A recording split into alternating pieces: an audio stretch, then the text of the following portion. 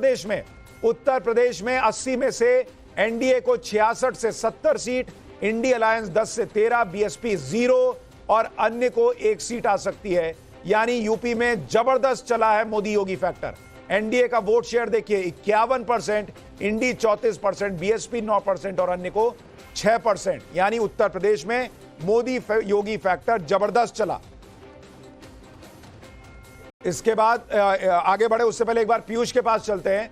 पीयूष, उत्तर प्रदेश की अगर बात करें, क्या बीएसपी का इंडी अलायंस में नहीं होना बीजेपी के लिए फायदेमंद साबित हुआ है? बहुत बिल्कुल सुशांत जी, ये तो मैं कहूंगा जो आप अगर सरल गणित देखें तो अगर बीएसपी जो है वो इंडी अलायंस के साथ आ जाती तो ये मामला जो है वो बीजेपी के लिए थोड़ा मुश्किल पड़ जाता। मेरा खुद का पर्सनल अनुमान है कि बीजेपी की जो टैली जो है वो 50 से 55 पे आ जाती, लेकिन ये नहीं हुआ। दूसरा, बीएसपी ने जो है वो बीजेपी का इंडिया अलायंस का बहुत बड़ा खेल खराब कर दिया है, क्योंकि एक तो उन्होंने सभी जगह अपने कैंडिडेट खड़े कर, दूसरे जहां जहां पे मुस्लिम डोमिनेंट अपना कास्ट है वहां पे मुस्लिम कैंडिडेट खड़ा कर दिया है, तो वो और इनफैक्ट इनको नुकसान पहुंचा दे रहा है। पीयूष, ये भी बताइए कि यूपी के अंदर अमेठी और रायबरेली का आपका एनालिसिस क्या है? रायबरेली जो है वो राहुल गांधी जी जीत रहे हैं, वो एकमात्र सीट है। कांग्रेस जो है अपनी रिटेन भी करेगा और एक ही मात्र सीट जो है वो कांग्रेस जीत रहा है वहां पे।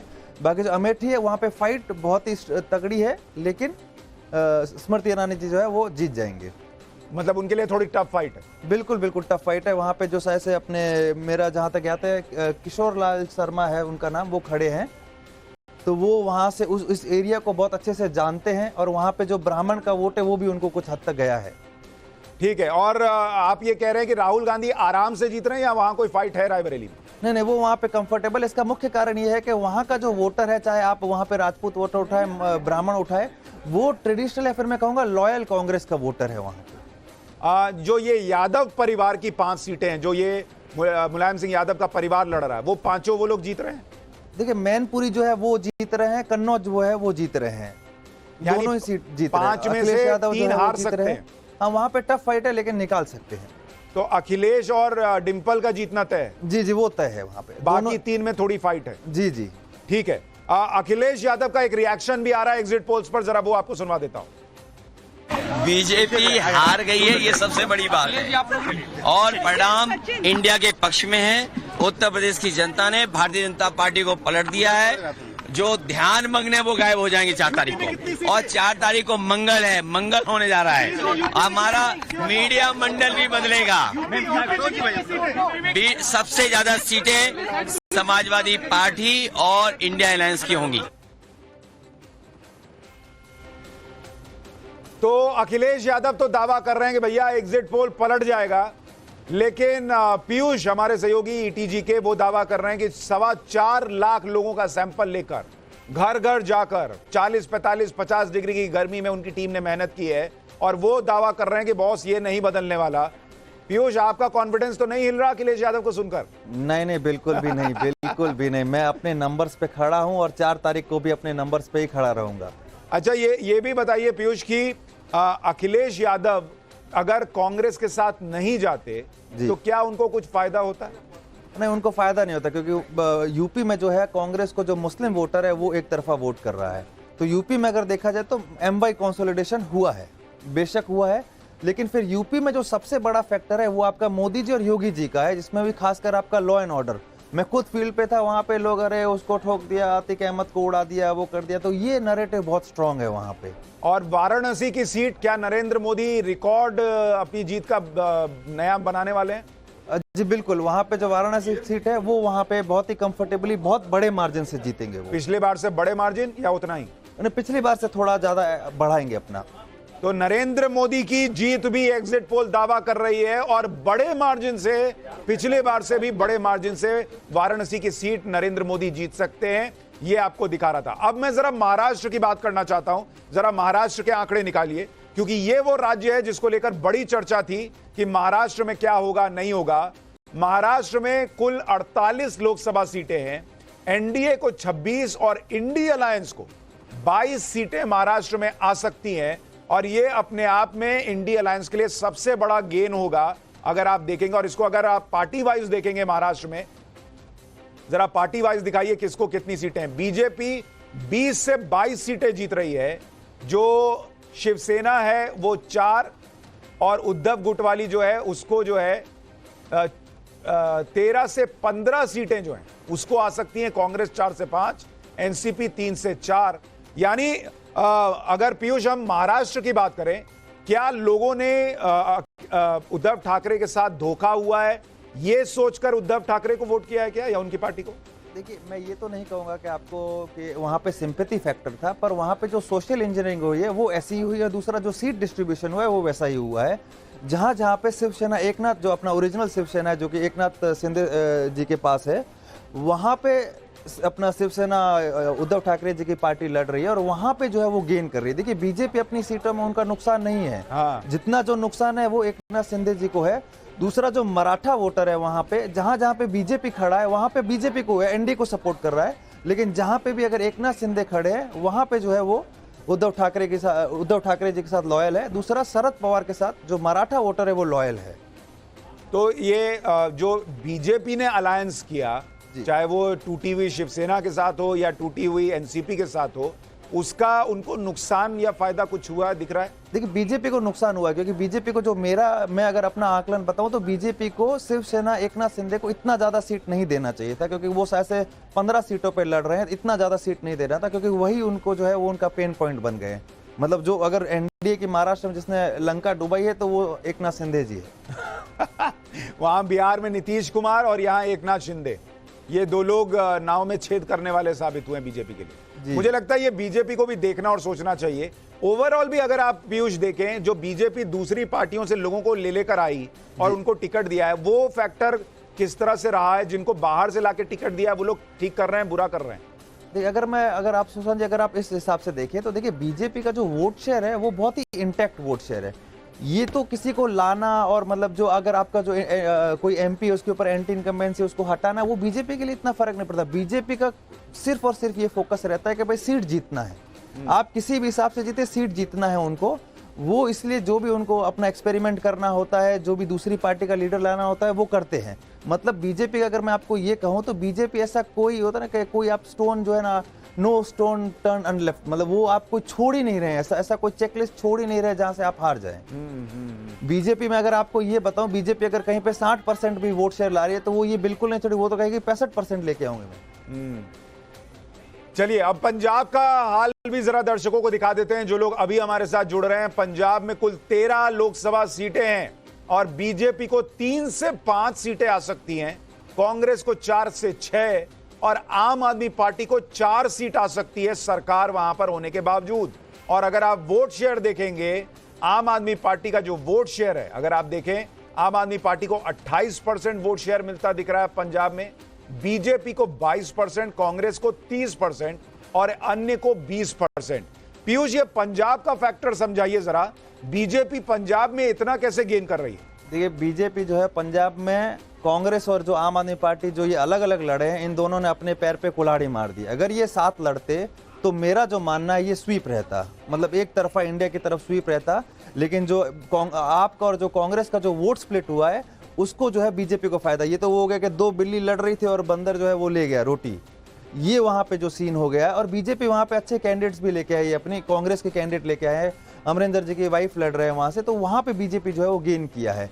और दूसरा जो वहां पे है आपका सिख और नॉन सिख, बीजेपी जो है वो अपना नॉन सिख वोट को कंसोलिडेट करने में सक्सेसफुल रही है। तो ये पंजाब के अंदर अमूमन जैसे जिसकी सरकार होती है उसको थोड़ा फायदा हो जाता है। केजरीवाल को 4 सीटें आ रही हैं, लेकिन बहुत बड़ी सीटें ऐसा नहीं लग रहा कि मिल रही हैं। देखिए, वहां पे अगर मैं खुद फील्ड पे था, जो मैंने वहां पे जो सेंस किया है, वहां पे जो है वो लोगों में थोड़ी नाराजगी, अभी भी सरकार में बहुत ज्यादा एंटी इनकम्बेंसी दिखना शुरू हो गई है। उसका मेजर कारण ये है कि जो वहां पे जो ड्रग्स अब्यूज का इशू है या फिर लॉ एंड ऑर्डर का इशू है, जो कि जिस वोटर ने असेंबली इलेक्शन में ये देख के वोट किया। देखिए, अकाली और जो अपना कांग्रेस है वो हमेशा से रूल करते आई है। जब अपना 2022 का पंजाब का जब असेंबली इलेक्शन हुआ तो उनको आम आदमी पार्टी में एक नई होप दिखी, क्योंकि मैं फील्ड पे था उस समय, सब कह रहा है कि बदलाव चाहिए, एक उम्मीद थी। लेकिन एक अभी जब मैं फील्ड पे था तो एक वहां पे जो वोटर में वो डिसेंट है, एक नाराजगी है कि जो इनके प्रोमिसेस थे वो पूरे नहीं किए गए हैं। क्योंकि जिस होप में आपने किसी को पूरा 1-2 पार्टियों को निकाल के फेंक दिया और एक नई पार्टी को आपने जगह दी वहां पे, उससे नाराजगी है कि उन्होंने प्रोमिसेस अपने पूरे नहीं किए। और वहां पे पंजाब में कांग्रेस और आपका एक दूसरे के खिलाफ लड़ना, क्या ये बीजेपी को फायदा दिया है? बिल्कुल बिल्कुल फायदे थे। आप वोट शेयर में देखिए, अगर ये दोनों साथ में लड़ते और इन दोनों का अगर मैं वोट शेयर ऐड कर देता तो ये स्वीप था। ठीक है, मैं एक चीज और दर्शकों को बता दूं, अभी जो आप अन्य का ये 53 का आंकड़ा देख रहे हैं, इसमें हमने टीएमसी की सीटें जोड़ी हैं, क्योंकि टीएमसी का मामला थोड़ा डाइसी है कि वो इंडी के साथ है नहीं है कुछ पता नहीं।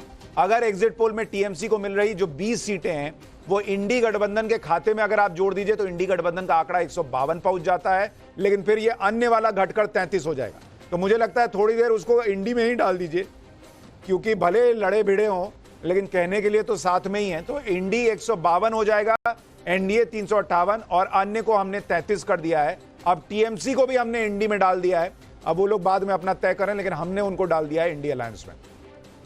अब आपको हरियाणा की सीटें दिखा देता हूं। यहां पर एनडीए को 7 सीटें मिलती दिख रही हैं, इंडी को 3 और अन्य को कोई सीट नहीं। और यहां पर जो है बीजेपी को एक तरह से जो कहा जा रहा था नुकसान होगा वो नहीं हुआ है। इसके अलावा अगर आप हरियाणा में वोट प्रतिशत देखेंगे, बीजेपी को का जो वोट प्रतिशत है वो 48% के आसपास है, इंडी 41% पर और अन्य जो है वो 11% पर। मध्य प्रदेश आप देखिए, मध्य प्रदेश वो राज्य जहां पर कई सवाल खड़े हो रहे थे कि नहीं नहीं अभी तो विधानसभा जीत लिया लेकिन लोकसभा में नहीं हो पाएगा मामला। लोग मध्य प्रदेश में आप देखिए बीजेपी क्लीन स्वीप फिर से कर रही है, 29 की 29 सीटें बीजेपी जीत सकती है। कांग्रेस को 1 सीट जाती हुई दिख रही है। पीयूष, ये 1 सीट कौन सी है मध्य प्रदेश की जो कांग्रेस को जा सकती है? देखिए ये सीट जो है वो छिंदवाड़ा वाली है, जो कि अगर मैं डेटा की बात करूं तो वहाँ पे मार्जिन अपना जो मार्जिन है वो मार्जिन ऑफ एरर में आता है, लेकिन हमारे हिसाब से जो है वो लीड वहाँ पे भी एनडीए को है। नकुल नाथ जी जो है वो हमें हारते हुए नजर आए हैं। नकुल नाथ आपको लग रहा है कि हार जाएंगे? जी, तो ये तो जो कमलनाथ का परिवार है उसके लिए बड़ा झटका होगा फिर, क्योंकि छिंदवाड़ा जैसी सीट अगर वो हार रहे हैं तो कांग्रेस में कद भी घट जाएगा और उनके खिलाफ वैसे ही मध्य प्रदेश हारने के बाद बड़ी नाराजगी थी। देखिए वो तो होगा फील्ड पे ये सारी राजनीतिक बातें हैं। लेकिन वो छिंदवाड़ा क्यों हार सकते हैं, इसकी वजह क्या लग रही है आपको? नहीं देखिए वहाँ पे जो बड़ा फैक्टर है ना वो यही है, जैसे मैंने कहा कि जो वहाँ पे जो है अपना मोदी का फैक्टर बहुत बड़ा है वहाँ पे। और जो हाल फिलहाल जो अभी जो जिस वे में जो कांग्रेस बीजेपी ने जो वहाँ पे सरकार बनाई, 152 सीटें जो निकाली इन्होंने, और जो अपना सरकार की जो वहाँ पे विमेन के जो लेके स्कीम्स थी वो वहाँ पे हिट कर गई थी, बहुत बड़ा हिट था, खासकर लाडली बहना योजना। तो वहाँ पे विमेन जो है वो अभी भी बहुत ज्यादा, मतलब मैं कहूँगा मेल और फीमेल में कम से कम 10-12% का गैप है लोकसभा में। ठीक है, यानी महिला वोटर जो अमूमन हम कहते हैं साइलेंट वोटर है और वो बीजेपी की तरफ जाता है, नरेंद्र मोदी की तरफ जाता है, वो चल रहा है। पीयूष एक बात और बताइए कि महिलाओं के खाते में हम 1 लाख रुपया डालेंगे, खटाखट पैसा आ जाएगा, ये राहुल गांधी ने कहा, ये बात भी महिलाओं के अंदर जगह नहीं बना पाई, ऐसा क्यों? देखिए मैं अगर आप ये कहें तो कांग्रेस जो है वो जितने भी प्रोमिसेस और उनके मैनिफेस्टो होते हैं वो ग्राउंड तक इतना पेनिट्रेट नहीं कर पाते। मतलब अगर बीजेपी का जो मैनिफेस्टो है तो उसका जो काडर है, उसका जो कार्यकर्ता है, उसका जो वोटर है वो उस बात को फैलाता है कि भाई अगर बीजेपी को वोट करेंगे तो आपको ये फायदा होगा, आपको सिलेंडर इतने मिलेगा, आपको ये स्कीम है, ये बीजेपी की स्कीम है। लेकिन कांग्रेस में ये देखने को नहीं मिलता है, या तो उनका काडर जो है वो कंप्लीटली इनएक्टिव हो गया है या फिर उनका जो वोटर है उसमें अब इतना एंथुसियाज्म है, इतनी एनर्जी। ये लोग मुझे लगता है ट्विटर पर ही वीडियो पोस्ट करके खुश हो जाते हैं कि इसके 1 लाख व्यूज आ गए, इसका मतलब नीचे तक पहुंच गया होगा। ये हो सकता है, पर ग्राउंड पे अभी जो अगर पूरे में इंडिया की बात करूं, कुछ स्टेट को छोड़ के अपने साउथ के बाकी बीजेपी का जो काडर है, ऑर्गेनाइजेशनल स्ट्रेंथ बहुत स्ट्रांग है उनकी। तो आपको जमीन पर ऐसी महिलाएं मिली जिन्हें पता भी नहीं था कि कांग्रेस 1 लाख रुपया देगी? जी नहीं, बिल्कुल भी नहीं। उनको बीजेपी की सारी स्कीम्स पता होती है, बीजेपी जो प्रॉमिस किया वो उनको पता होता है, लेकिन कांग्रेस की स्कीम्स के बारे में उनको इतना आइडिया नहीं था। ये कांग्रेस अगर सुन रही है तो मीडिया को गाली देने और एंकर्स को गाली देने से अच्छा है कि आप अपने कार्यकर्ताओं के साथ बैठिए। ये बड़ा फीडबैक है आपके लिए कि आप योजनाएं बना रहे हैं, रैलियों में खटाखट बोल रहे हैं, ट्विटर पर वीडियो पोस्ट करके खुश हो जा रहे हैं। आपके वोटर को पता ही नहीं है कि कौन सा खटाखट 1 लाख रुपया आने वाला है।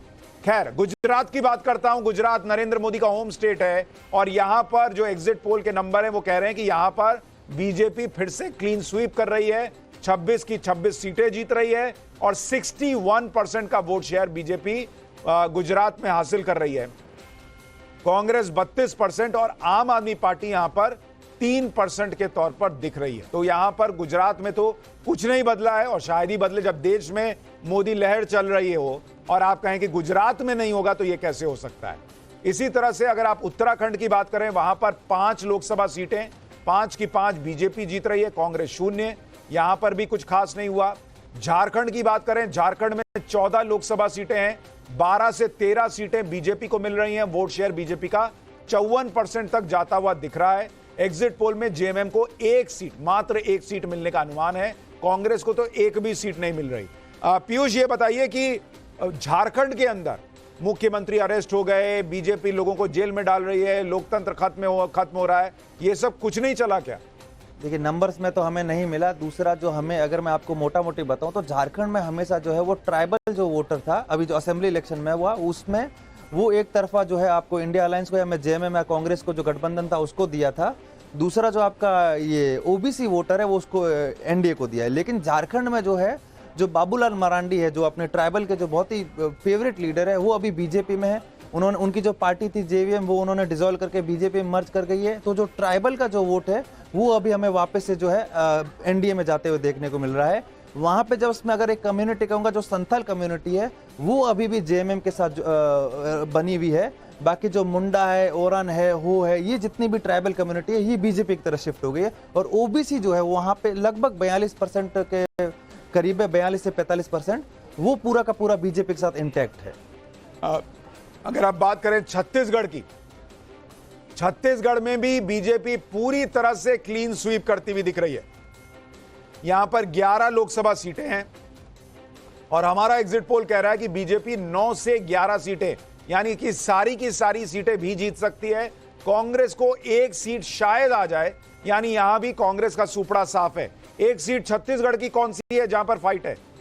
जंजगीर चंपा एक ऐसी सीट है जहां पे फाइट, और कांकेर जो ऐसी फाइट है। दूसरा मैं आपको छत्तीसगढ़ का एक और सरप्राइजिंग बता दूं कि वहां से मुख्यमंत्री लड़ रहे हैं, अपने भूतपूर्व एक्स सीएम लड़ रहे हैं अपने भूपेश बघेल जी राजनांदगांव सीट से। वो हमें हारते हुए नजर आए, मतलब ट्रेलिंग करते हुए नजर आए हैं। भूपेश बघेल भी हार जाएंगे जी। तो ये अपने आप में बड़ा शॉकिंग होगा कि मुख्यमंत्री के तौर पर पहले उनकी सरकार चली गई और जब वो लोकसभा चुनाव में उतर रहे हैं तो वहां पर भी वो हारते हुए दिख रहे हैं। छत्तीसगढ़ में भी मोदी फैक्टर? जी, मोदी फैक्टर है, क्लीन। नॉर्थ ईस्ट के अगर आप आंकड़े देखेंगे, नॉर्थ ईस्ट में कई राज्यों, जैसे त्रिपुरा में बीजेपी 2 की 2 सीट जीत रही है। मणिपुर को अगर आप देखेंगे, मणिपुर में बीजेपी 1, कांग्रेस 1 है। मेघालय में एनपीपी 2 सीट जीत रही है जो कि एनडीए का हिस्सा है। इसी तरह से अगर आप दूसरे राज्यों में देखें, वहां पर अरुणाचल में 2 की 2 सीट बीजेपी जीत रही है। उत्तर पूर्व में अगर बात करें, नॉर्थ ईस्ट में, पीयूष, नॉर्थ ईस्ट में बीजेपी कैसे अपनी परफॉर्मेंस को बार बार रिटेन कर रही है? देखिए, नॉर्थ ईस्ट में अगर मैं बात करूं तो अरुणाचल प्रदेश जो है वो बीजेपी का स्ट्रांग एरिया है, और दूसरा जो आपका त्रिपुरा है वो बीजेपी का स्ट्रांग एरिया है। और वहाँ त्रिपुरा में जो टिपरा मोथा है वो अभी डिसॉल्व होकर बीजेपी में मर्ज हो गई, जो प्रद्युत की जो पार्टी थी।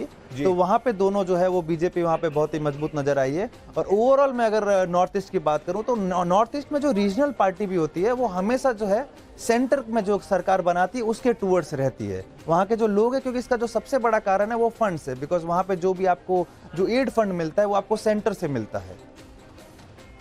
ठीक है, तो ये असर दिख रहा है। और मणिपुर में जो हिंसा हुई उसका मुद्दा आपको दिखा वहां पर? देखिए, मणिपुर का मुद्दा तो मिला है, जो इनर आपका जो है वो वहां पे मैते कम्युनिटी रहती है जो कि बीजेपी की सपोर्टर है, और जो बाहर जो आउटर उसमें रहती है वो कोकी कम्युनिटी है, वहां पे जो है वो थोड़ा दिक्कत है।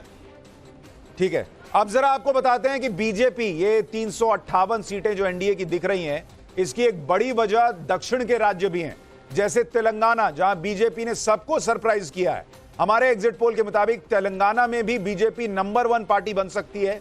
तेलंगाना में कुल 17 लोकसभा सीटें हैं और बीजेपी को यहां पर कांग्रेस से भी ज्यादा सीटें मिलने का अनुमान है, और यह बहुत बड़ा सरप्राइज है।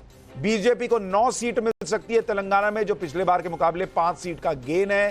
कांग्रेस को 6 से 7 सीटें मिल सकती हैं। इसका मतलब यह है कि तेलंगाना में जहां पर कांग्रेस की सरकार है वहां पर बीजेपी ने कांग्रेस को बड़ा झटका दे दिया है। तेलंगाना में बीआरएस को कोई सीट न मिलने का अनुमान है। 1 सीट ओवैसी की पार्टी को मिल सकती है। इसका मतलब यह है कि हैदराबाद की सीट ओवैसी जीत सकते हैं और माधवी लता हार सकती हैं। पीयूष, तेलंगाना में यह क्या हुआ है? कैसे बीआरएस 0 हो गई और बीजेपी और कांग्रेस में बढ़ गया सब, और बीजेपी नंबर 1 पार्टी बन गई?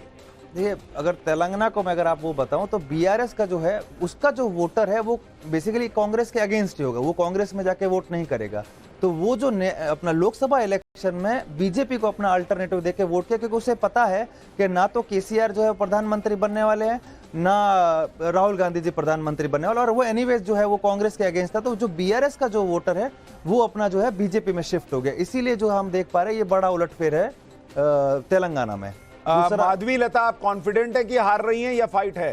देखिए, फाइट है, पर मैं इतना फाइट में नहीं मान रहा हूँ, नंबर्स में भी नहीं मिल रहा है, क्योंकि उसका जो सबसे बड़ा कारण है उस सीट पे ओवैसी जी की जो है वो गुडविल बहुत अच्छा है। मतलब जस्ट नॉट मुस्लिम में अगर बात करूं, वो जो नॉन मुस्लिम है, जो हिंदूज है, वो जो उन्होंने जो समाज सेवा वाला वहां पे काम किया हुआ है, जो हॉस्पिटल्स और ये जितना भी काम किया हुआ है, उसमें उनके लिए बहुत ज्यादा पॉजिटिविटी है, इसलिए वो सीट उनके लिए बहुत सेफ है। दक्षिण भारत का एक और बड़ा राज्य है कर्नाटक, जहां कांग्रेस की सरकार है।